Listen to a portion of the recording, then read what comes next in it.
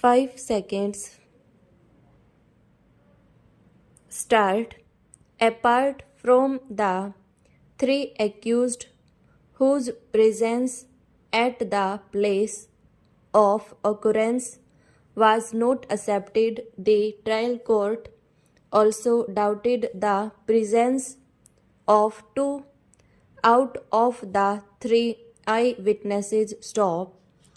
The trial court further held that even PW2, the only remaining eyewitness, had mixed up truth with falsehood, but his testimony was not liable to be discarded wholly, since he had himself received injury in the same occurrence. Stop.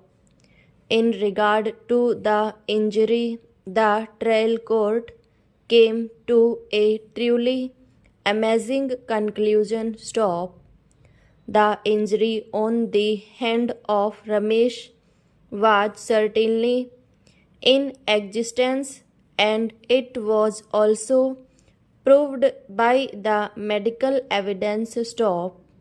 The trial court resolved the contradiction by fastening the injury to Ramesh on to the appellant, even though that was not the case of the prosecution. Stop.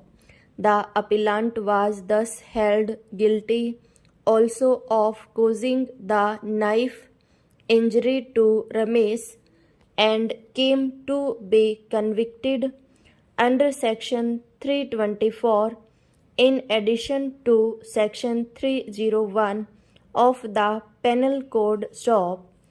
Under Section 324, he was sentenced to rigorous imprisonment for 1 year. Stop.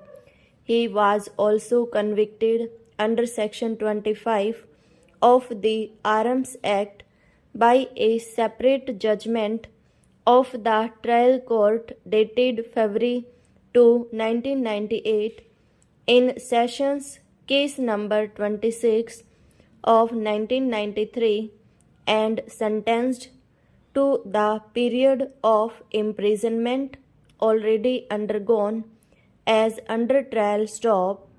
Against the two judgments of the trial court, 3 appeals were filed in the High Court. Stop.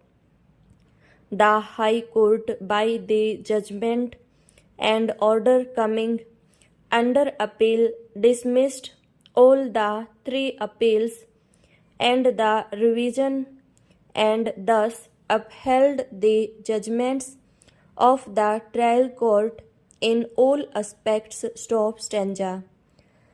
The senior advocate appearing for the appellant assailed the High Court and the trial court judgments and contended that the appellant's conviction for the offense of murder was not sustainable both in law and on facts. Stop. He submitted that there were at least 4 circumstances that falsified and completely demolished the prosecution case. Stop. First, there was a patent contradiction between the prosecution case and the motive assigned by it to the accused for committing the crime. Stop. Secondly, it was undeniable that injuries were fabricated both on the person or the deceased and Ramesh, the only eyewitness whose evidence was accepted by the High Court. Stop. According to the prosecution case, there was a fierce enmity between the presence of accused party and complaint party. Stop.